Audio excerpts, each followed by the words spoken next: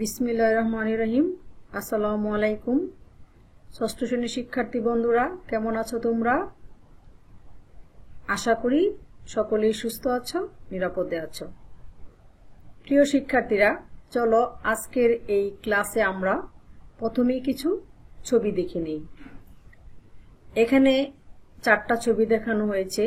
এই 4টা ছবির মাধ্যমে বোঝানো হয়েছে আদিম যুগের মানুষের জীবনযাপন কেমন ছিল, তারা কিভাবে জীবন ধারণ করত। এই ছবিগুলোর মাধ্যমে মূলত সেটাই বোঝানোর চেষ্টা করা হয়েছে। প্রথমে দেখো, একটি ছবি আছে।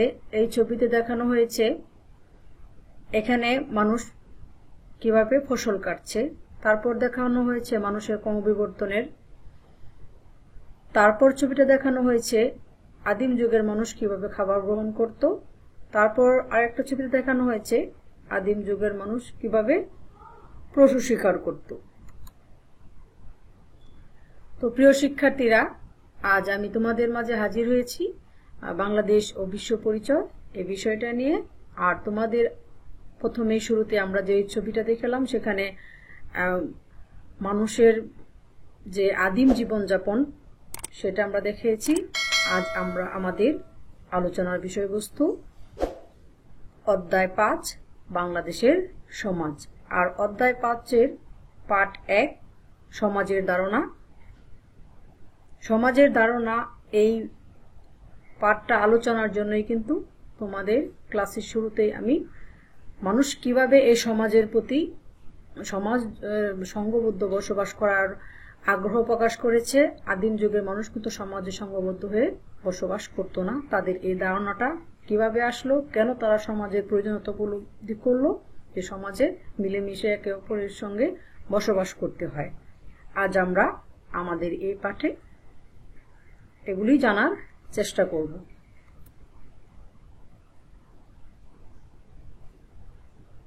এখানে দেখো, 2টা ছবি দেখানো হয়েছে।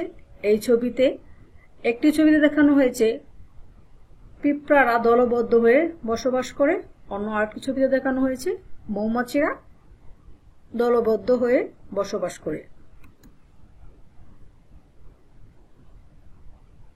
আজকের পাঠের সংক্ষিপ্ত আলোচনা। ধুপিয়ার যুগে মানুষ যখন সোজা হয়ে দাঁড়াতে পারত না, বানরের মতো কুজু হয়ে হাঁটত, তখন থেকেই মানুষ পিঁপড়া মৌমাছির মতো দলবদ্ধ হয়ে যাযাবরের মতো ঘুরে বেড়াতো। প্রথমে যে ছবিটা আমরা দেখেছি যে মানুষ সোজা হয়ে দাঁড়াতে পারত না, কিভাবে আস্তে আস্তে বানরের আকৃতি থেকে স্বাভাবিক একটা মানুষের পর্যায়ে আসলো। তারপর আগের ছবিতে দেখালাম যে মানুষ কিভাবে সংঘবদ্ধ হয়ে বসবাস করতে শিখলো। সেই ধারণাটা বোঝানোর জন্যই ওই সারিবদ্ধ সংঘবদ্ধ পিঁপড়া এবং মৌমাছির ছবি দেখানো হয়েছে। মানুষ জন্মের পর থেকেই স্বার্থপর, একে অপরের উপর কর্তৃত্ব প্রতিষ্ঠার জন্য মানুষের মধ্যে মারামারি হানাহানি লেগেই থাকতো।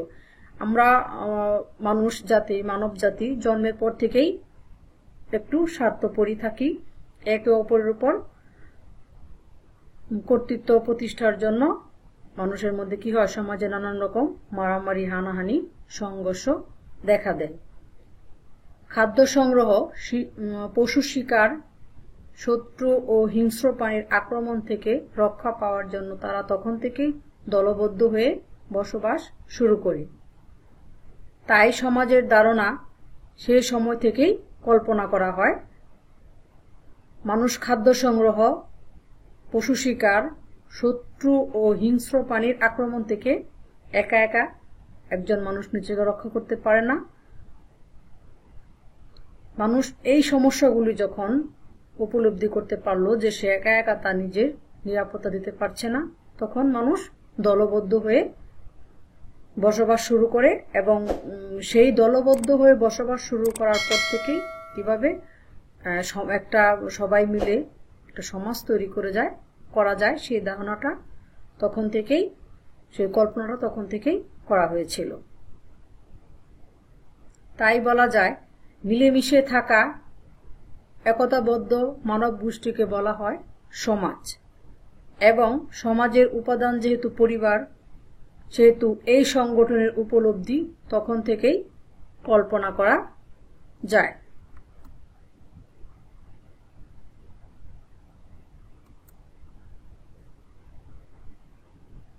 সমাজের মধ্যে ছোট ছোট প্রতিষ্ঠান ও সংঘ থাকে। আমরা সমাজে বাস করি, এখানে ছোট ছোট প্রতিষ্ঠান ও সংঘ থাকে, সেটা আমরা সকলেই জানি। যেমন পরিবার, গোত্র, ক্লাব, সমিতি ইত্যাদি। আমাদের সমাজে বিভিন্ন রকমের সমিতি থাকে। সেই সব সমিতির মধ্যে আমাদের মানব জীবনের কিভাবে উন্নয়ন করা যায়, বিভিন্ন রকম পারিপার্শ্বিক সমস্যা থেকে কিভাবে বের হয়ে আসা যায়, এই এবং আর্থিক সচ্ছলতার জন্য কিন্তু সমাজে বিভিন্ন রকম সমিতি গঠন করা হয়। সাধারণত সমাজে দুটি বৈশিষ্ট্য রয়েছে। এর প্রথমটি হচ্ছে বহু লোকের সংঘবদ্ধভাবে বসবাস করা, আর দ্বিতীয়টি হচ্ছে সংঘবদ্ধতার পিছনে কোনো উদ্দেশ্য থাকে। যেরকম বহু লোকের সংঘবদ্ধ হয়ে বসবাস করা হচ্ছে, তারপর সেই সংঘবদ্ধতা কেন হচ্ছে? সংঘবদ্ধ হয়ে তারা একটি ক্লাব, একটি সমিতি প্রতিষ্ঠা করছে এবং সেই সমিতির মাধ্যমে তারা তাদের সমাজের যে সদস্যগুলো আছে তাদের উন্নয়নের জন্য কাজ করে যাচ্ছে। সুতরাং সমাজ বলতে আমরা মানুষের পারস্পরিক সম্পর্ককে বুঝি, যার ভিত্তিতে মানুষ বিশেষ উদ্দেশ্য ও প্রয়োজনে সমবেতভাবে কাজ করে। সুতরাং সমাজ বলতে আমরা কি বুঝি? মানুষের মধ্যে পারস্পরিক সম্পর্ককে বুঝি এবং যার ভিত্তিতে মানুষ নিজেদের প্রয়োজনে সমবেতভাবে বসবাস করি। তাই আমরা এক কথায় বলতে পারি, মিলেমিশে থাকা একতাবদ্ধ মানব গোষ্ঠীকে বলা হয় সমাজ।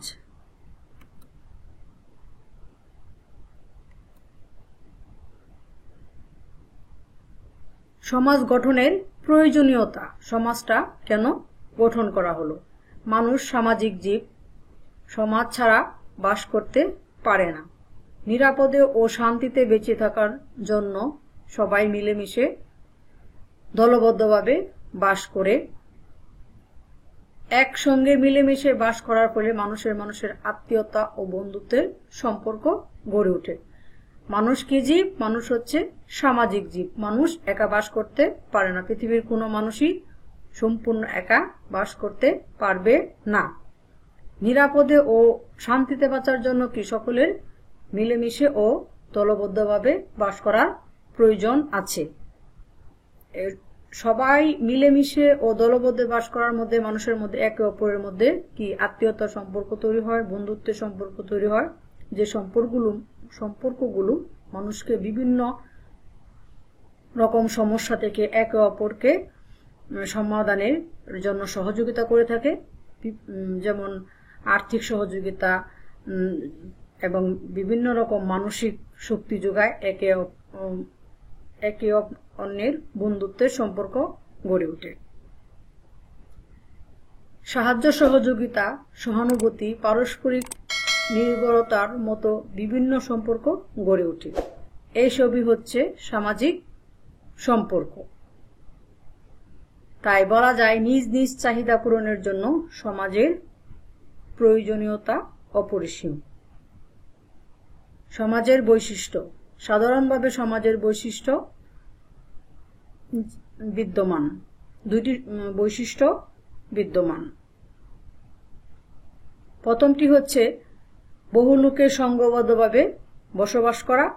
এই যে আমরা মানুষ সমাজে বাস করি, এই সমাজের প্রধান দুইটি বৈশিষ্ট্য হচ্ছে বহু লোকের বলতে অনেকগুলো লোকের একসঙ্গে সংঘবদ্ধভাবে বসবাস করা, একসঙ্গে বা সংঘবদ্ধভাবে বসবাস করা। এবং দ্বিতীয়টি হচ্ছে সংঘবদ্ধতার পিছনে কোনো উদ্দেশ্য থাকা। সুতরাং সমাজ বলতে আমরা মানুষের পারস্পরিক সম্পর্ক বুঝি, যার ভিত্তিতে মানুষ বিশেষ উদ্দেশ্য ও প্রয়োজনে সমবেতভাবে বাস করে। এই যে আমরা মানুষ সমাজে সংঘবদ্ধভাবে বাস করি, তার পিছনে অবশ্যই উদ্দেশ্য থাকে। সে উদ্দেশ্য কি? সমাজের একে অপরের সঙ্গে পারস্পরিক সম্পর্ক গড়ে ওঠে এবং যার ভিত্তিতে মানুষ বিভিন্ন ধরনের সুযোগ সুবিধা ভোগ করে থাকে, একে অন্যকে বিভিন্ন ধরনের সুযোগ সুবিধা দিয়ে থাকে। এটাই হচ্ছে সমাজের বৈশিষ্ট্য। সমাজ প্রতিষ্ঠার কারণ। শিক্ষার্থীরা এখানে দেখো একটি ছবি দেখানো হয়েছে। এই ছবিতে দেখানো হয়েছে একজন মানুষ তার খাবারের চাহিদা পূরণ করার জন্য একটি পশুকে নিয়ে যাচ্ছে। একজন মানুষের পক্ষে এরকম একটি পশু শিকার করে তার কাঁধে নিয়ে যাওয়া কষ্টকর ব্যাপার। একা আহারের ব্যবস্থা কষ্টকর ছিল। আদিম যুগের মানুষ যখন সমাজবদ্ধ ছিল না, তখন মানুষ কি যার যার আহার, যার যার খাবার ব্যবস্থা তারা নিজেরাই করে নিত। তাই একা একজন মানুষের পক্ষে আহারের ব্যবস্থা করা ছিল খুব কষ্টকর একটি ব্যাপার। সমাজ প্রতিষ্ঠার কারণ। একা আহারের ব্যবস্থা কষ্টকর ছিল, তাই দলবদ্ধ হয়েছে। এর আগের ছবিতে তোমরা দেখতে পেয়েছো যে একজন মানুষ একা কিভাবে একটু পশু নিয়ে যাচ্ছে, আর তোমরা এই ছবিতে দেখতে পাচ্ছ মানুষ কিভাবে দলবদ্ধ হয়ে একটি বড় পশুকে শিকার করছে, এবং এই পশু শিকারের মাধ্যমে তারা কি করবে, তাদের আহারের ব্যবস্থা করবে। একা আত্মরক্ষা কষ্টকর ছিল। বন্য পশুর আক্রমণ থেকে, এই হিংস্র পশুর আক্রমণ থেকে কি একা নিজেকে রক্ষা করা খুব কষ্টকর ব্যাপার। এখানে দেখতে পাচ্ছ তোমরা যে একটি হিংস্র পশুর হাত থেকে একজন লোক অতগুলো পশুর মাঝখানে কিভাবে নিজেকে রক্ষা করার জন্য অক্লান্ত পরিশ্রম করছে। তারপর দেখো এখানে আরেকটা ছবিতে দেখানো হয়েছে যে এই ছবিতে কি করছে, মানুষ দলবদ্ধ হয়ে গেছে, সংঘবদ্ধ হয়ে গেছে। এখানে অনেকগুলো মানুষ, আর এখানে কি হিংস্র পশু আছে, কিন্তু মানুষ যখন দলবদ্ধ সংঘবদ্ধ হয়ে গেছে, তাই তারা কি সহজেই তাদের আত্মরক্ষা করতে পারছে। একা আত্মরক্ষা কষ্টকর ছিল, তাই আত্মরক্ষার জন্য মানুষ দলবদ্ধ হয়েছে। দলবদ্ধ হয়ে মানুষ হিংস্র পশুর আক্রমণ থেকে নিজেদেরকে রক্ষা করছে।